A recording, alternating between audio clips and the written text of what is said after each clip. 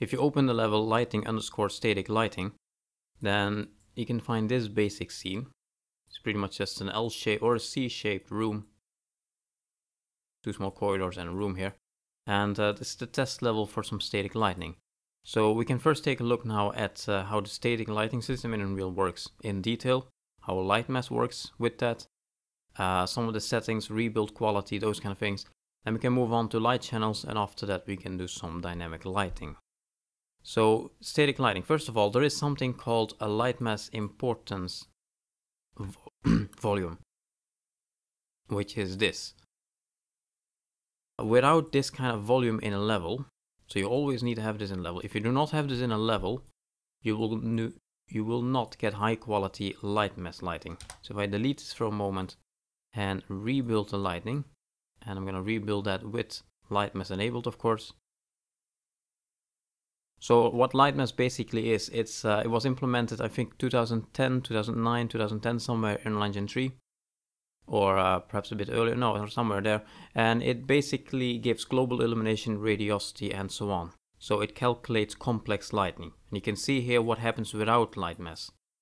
So because I removed the Lightmesh importance volume, Lightmesh couldn't actually calculate what it was supposed to calculate, the radiosity, the global illumination, those kind of things, and it had to revert back to basic lighting. And this is why we have Lightmesh. So without Lightmesh, you would get this. This light would illuminate only that what it directly hits. See, so it starts here, and the light only illuminates that what it can reach directly. There is no indirect lighting, there is no light bouncing around the room, there is no color leaking out from a surface or from a light. None of that is there.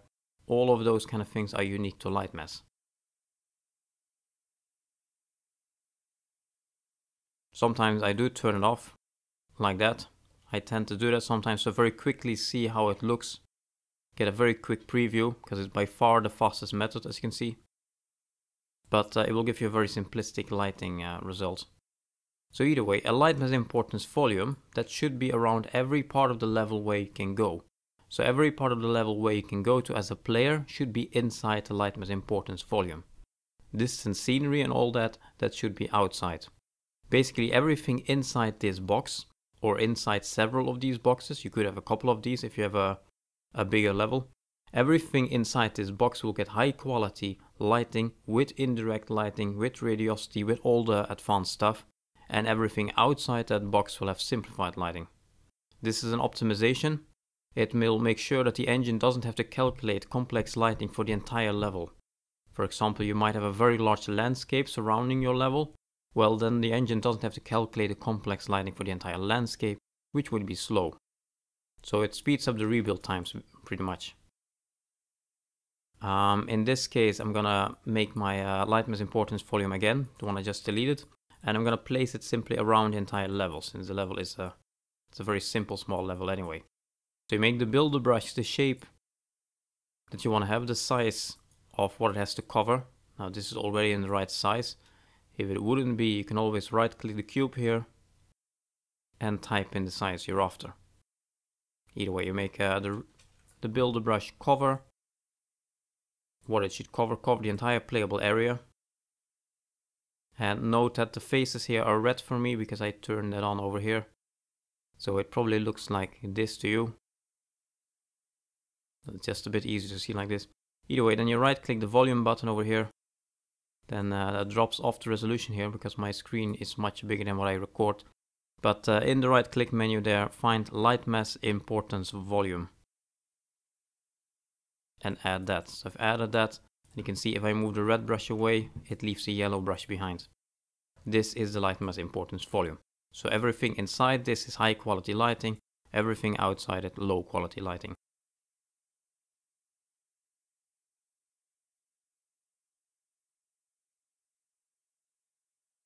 Then we have a light here. So I place a standard light in the corner. Actually, I'm going to delete it even, so we can do it again. So place a new light in the corner.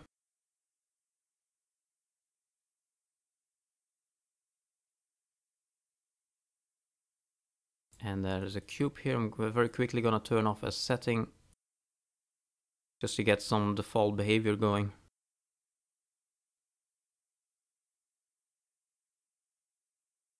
Okay, let's turn up. So we have a light here. These are default settings.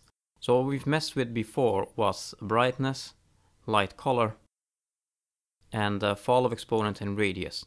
He also has a section lightness here.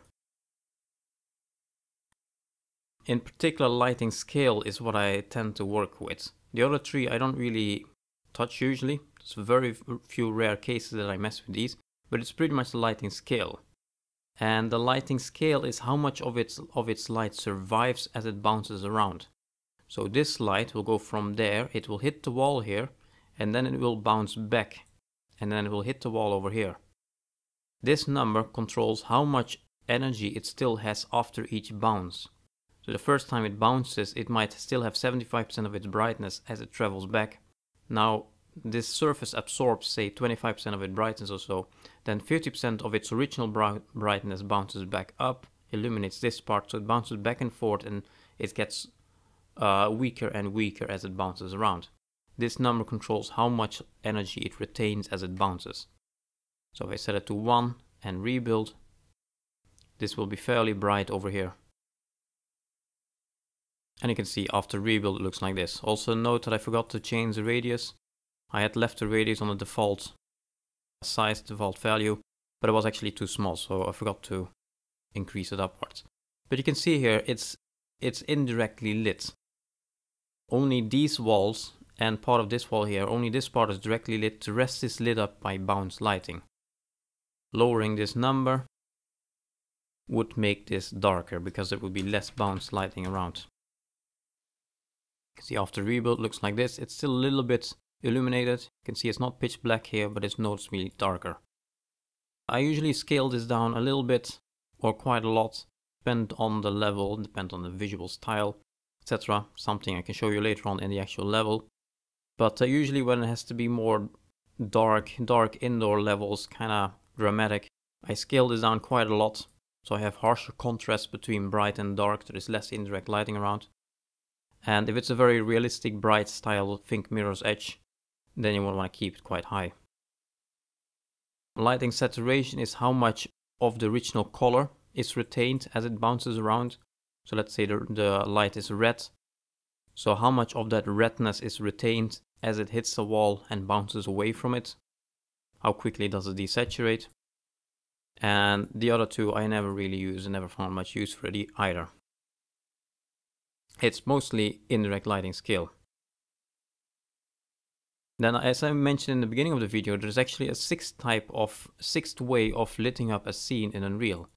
So we discussed that there is an environment light, a sky light, directional light, spotlight, point light, but there is actually a sixth type which is emissive lighting. You can actually make meshes light up the level as well. So you don't even have to use these light actors, you can actually make the actual models emit light.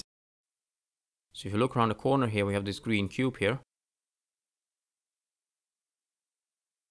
This green cube has a material assigned to it, which is a very simple material, but I can quickly show you that.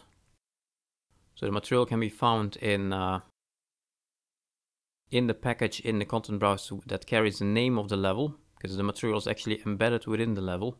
And here we have a green material that gets me this. So it's a very basic material. It says diffuse is, well, a green color. And then I made it twice as strong for emissive, just to get a bit of a stronger green, and that's emissive, that's it. In any case, you can make the emissive channel, or not really channel, but you can make the emissive output lighting to the level. And to do that, you have to make sure that, of course, there is a material on the mesh that is emissive, like this one. And then in the properties of it, static mesh actor, static mesh component, light mesh. Here it says use emissive for static lighting. Enable that and then pretty much rebuild. There's some extra settings here. You can do two-sided lighting and some shadow setting. I never use this. And there's some extra things here. Fall of exponent is the same as,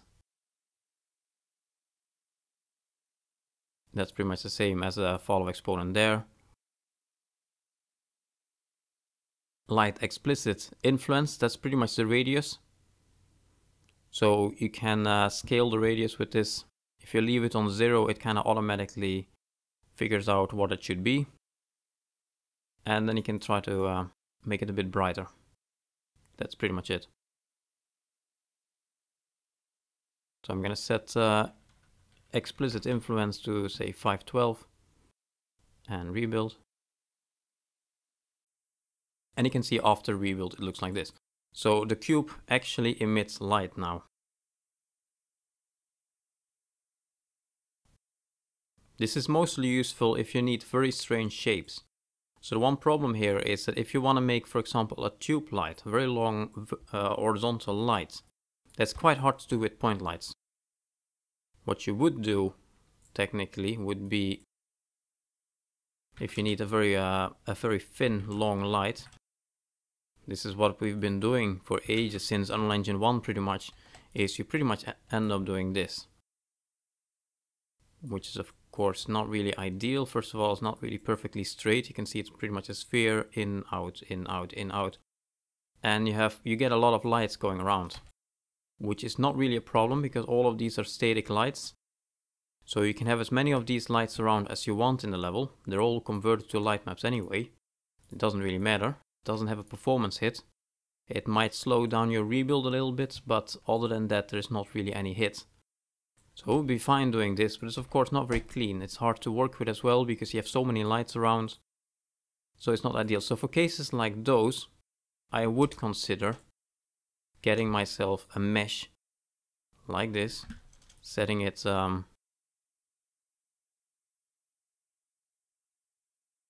making it quite long.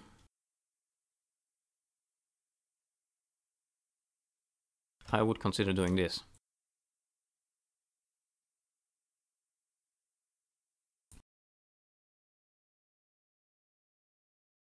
So this is easier to do with a mesh and not with light actors. Other than that, I never tend to use emissive lighting on meshes. Because the thing is, it slows down the rebuild times quite a lot. So using this feature has quite a big impact on the rebuild times. It will slow it down a lot more. And you don't have much control over the lighting if you do it like this. See, you pretty much only have these settings here. Whereas with a normal light, you have all of this. So with a normal light, you get a lot more control over what you're doing. Here you don't have much control and it's slower to calculate. It's not slower in game, but it's slower in the editor. So for those reasons, I tend to never use this except for cases where I really need it and I have no other way of doing it. For example, lights like these, long tube lights or something like that. If you want even more control over the settings of the light, if you look light mass wise, we pretty much only have these 4. Over here it's not that much. If you want more control over light mass, you can go to View, World Properties. In the section Light Mass, where we set the environment color earlier, you can see here you have Num Indirect Lighting Bounces. That's pretty much the most important setting of all of this. This is how many times the light bounces. So now it bounces twice. The light starts, hits the wall, bounces back, this is 1, hits this wall, bounces back, this is 2, and then it stops there, so 2 bounces. If you increase this to 5, you would get more realistic lighting. It would get brighter as well, because the lighting would bounce around in all directions more, and it's more realistic. But it will increase the rebuild times, and that's pretty much it. It doesn't have an impact on in-game performance, because again it would get converted to light maps anyway, but it increases rebuild times. If you lower this to 1 or 0, you will get more old school lighting, more dramatic lighting, less bouncing, bigger contrast between bright and dark. You also have a static lighting level scale. If you increase this number and you rebuild, all the lighting in the entire level will simply get brighter. So this is the overall brightness factor. You can also turn on ambient occlusion. Then it will generate ambient occlusion and bake that into the light maps. Unreal by default always has ambient occlusion. You can see it here as well. This line here, but this is a post-process effect. So this is not embedded into the light map. This is just a post-process effect, which in fact you can turn off in rendering allow ambient occlusion here, which is that. So if you want, you can also turn on ambient occlusion on the light maps in here. If you turn that on and set direct illumination occlusion, a fraction I believe, to 0.75, it gets a bit darker, and occlusion exponent to 2.0 also makes it a bit darker. Makes it a bit more obvious, then turn it on and try to rebuild. Try to rebuild on high, or production even perhaps. If you do it on preview, you probably will not see it, and also the resolution of these light maps are quite low anyway, so it's gonna be quite hard to see. It's turned on over here and rebuild, and you can see some form of ambient occlusion gathering in the corners here. This adds quite a bit of rebuild time though, so I usually leave this off until the very last moment, or rely entirely on the post-process ambient occlusion. If you would want to try this and you want to set the light map resolution larger, it's the same place as where we changed it before. You can set override light map resolution here and increase the resolution of the light map. That's also something you can do for the entire level if you would choose so. So let's say that you would say you want to increase the light map detail of the entire level at once, and you don't want to select mesh by mesh by mesh to do this. What you can do is view lighting info, and then you have lighting tools and a couple of other things here. For example, light map density rendering options and resolution adjustment.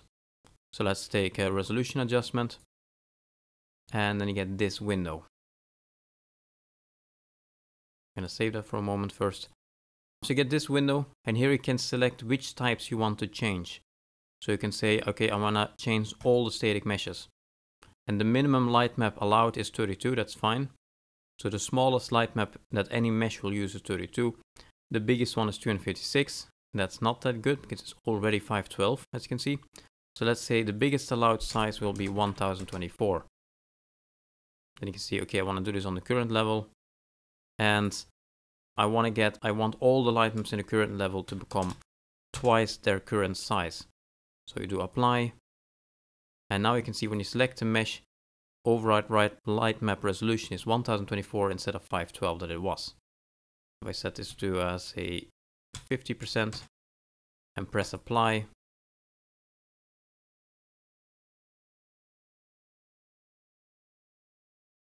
it's back to 512. So you can use this panel to mass change all the light maps in the whole level. Also, you have a view here that says light map lighting only with textile density. That requires a quick rebuild because I changed the lighting now. Or actually I'm going to do it without light maps just to quickly see this. If you do that, then you can see the checker texture, which shows you just how high the resolution is of the various, how high the resolution of the light map is. If I take this wall and I type say 64 here, quick rebuild, you can see the checker here is larger than the ground. So here you can see the difference between light map resolutions. You can see that this wall has a lower quality light map than the ground. So you can use this to find the differences in the level in lighting quality. You can also use light map density, which kind of does the same thing, except it also applies colors. So you can use a different kind of colors to see which parts, deselect which meshes have better light maps. So the more towards yellow, the sharper the light map. You see this goes towards yellow. The more towards blue, the more blurry the light map. For example, that wall. These are things I can show you later on also in the real level. It's a bit abstract to do this in a small cube like we have over here. Actually, I can just immediately go to the real level and show you there.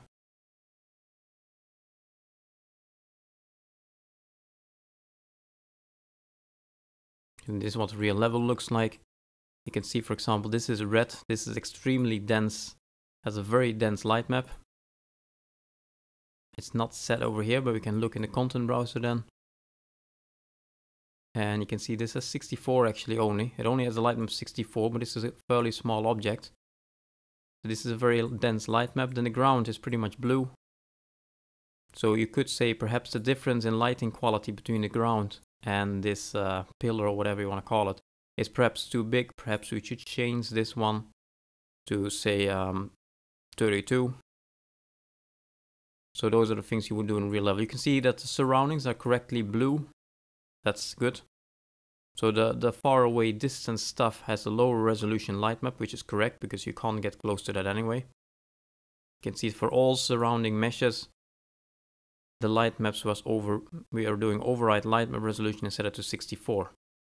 That's correct. So what you normally do in a level is you select the things far away and you set low resolution light maps to far away objects to save some memory. Actually this thing over here could maybe go down even more. And you would increase light map resolution for things you are very nearby. So you could say perhaps the ground needs a higher light map resolution. Preferably, if possible, you would try to get all the colors to be as similar as possible. So say everything should be yellowish green would be perfect. Not always possible. It's not the biggest problem either.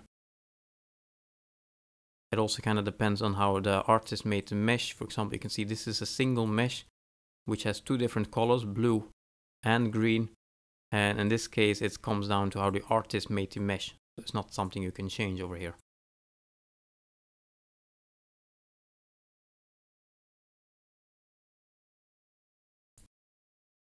Also, after a rebuild, what you can do is you can go to View, Lighting Info, and go for Build Info and Static Mesh Info.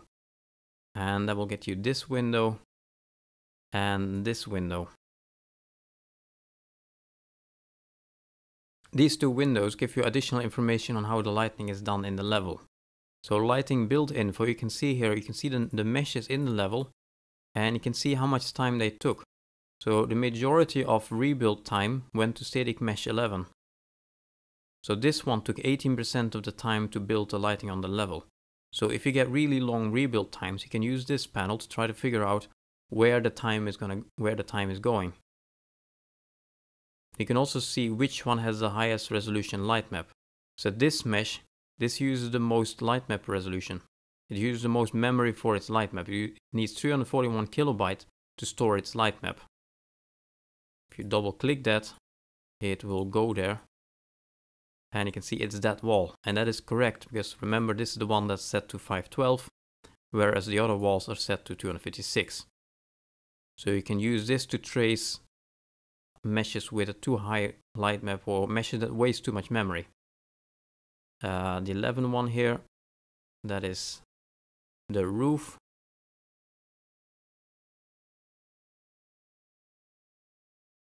I would say that this one takes the most time simply because it's hit by several lights and it's rather large, probably something in that direction. There's not always a very clear reason as to why it's slower. It could be the light map size. So if you increase the size of the light map, it will also make the rebuild times longer. It increases the rebuild time. So if there is a mesh that really takes quite a lot of time, it could be worth reducing the light map for it. But other than that, there is not that much you can do if it's really slow. Another few columns you have here are unmapped memory cost. That's pretty much the empty space in the light map. And you can see that this mesh has 144 kilobytes. It's pretty much just wasted on nothing. And it's 35 per mesh over here. 42% of the light map here is wasted on nothing. So you can use these to find the most inefficiently light mapped meshes. And you can see why that is. For example, if you were to look in the content browser, and again you do show UV coordinates, this is why it's 42% or whatever it is. What was it? Yeah, it's 42% for all of them. It's all the same mesh. It's because all of this space is empty and wasted. So all the space in between is wasted. So 42% of the square here is indeed not used. So you can use this to try and locate those inefficient meshes.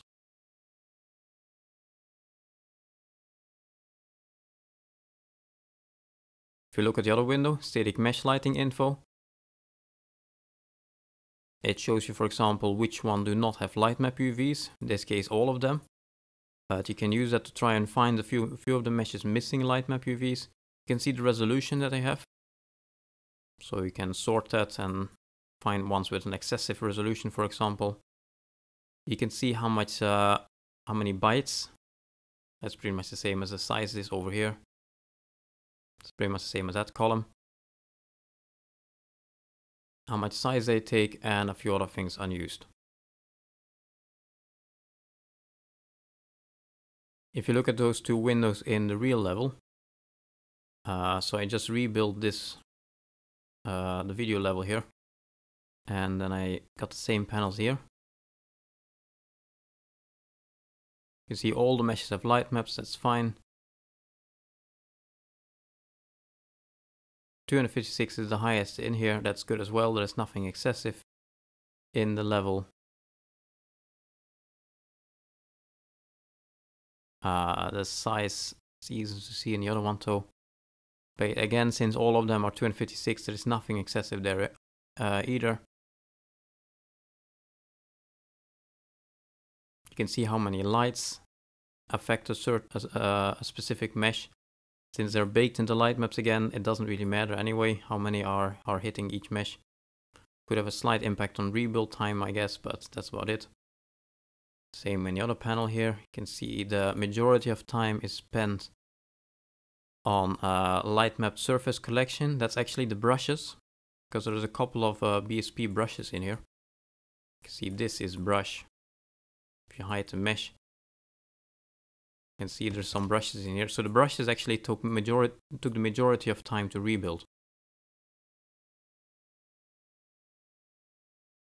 And other than that, again, nothing excessive. The size is fine.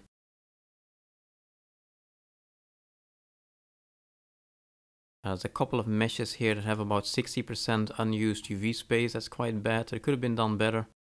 And these are standard meshes from Epic, so it's not something we can fix anymore.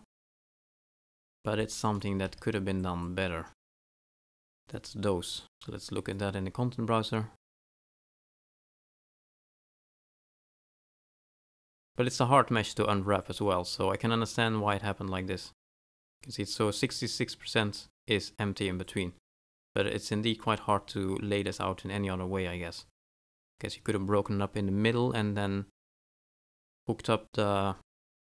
mixed them up a bit better. It's a rather hard mesh. Either way, that's not the biggest problem. Even if you were to fix that, that mesh is currently, what is it?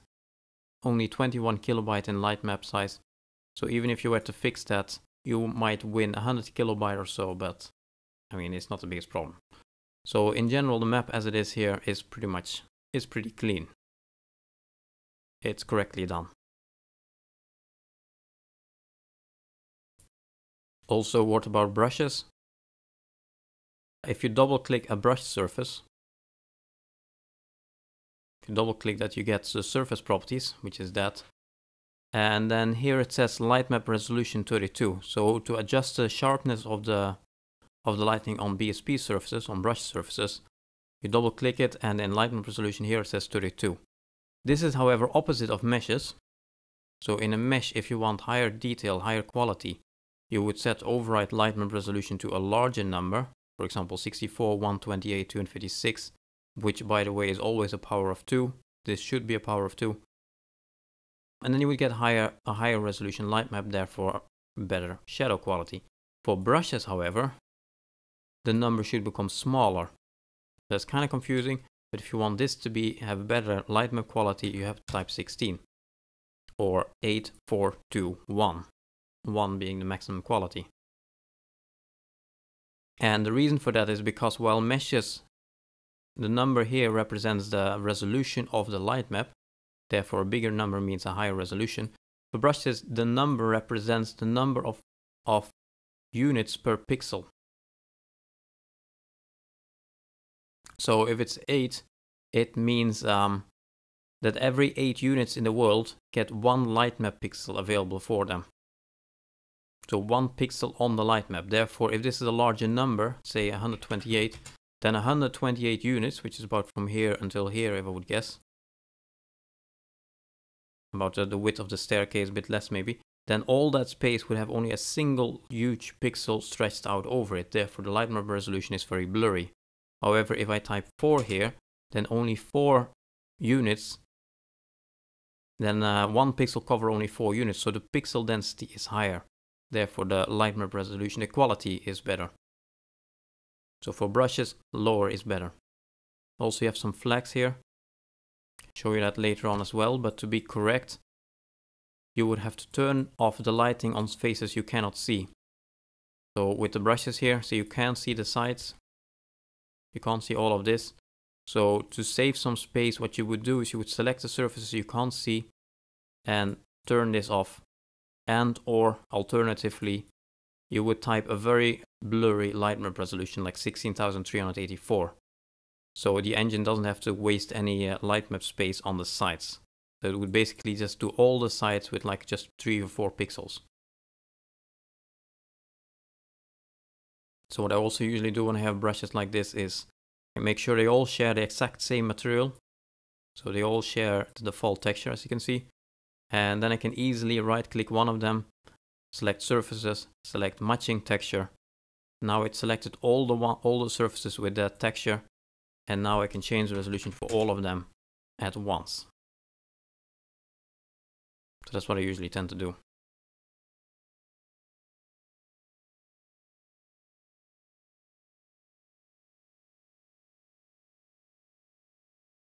If you work with Lightmesh and you find that the properties you have available over here in World Info Lightmesh are not enough for you, there are more advanced properties available in the INI file.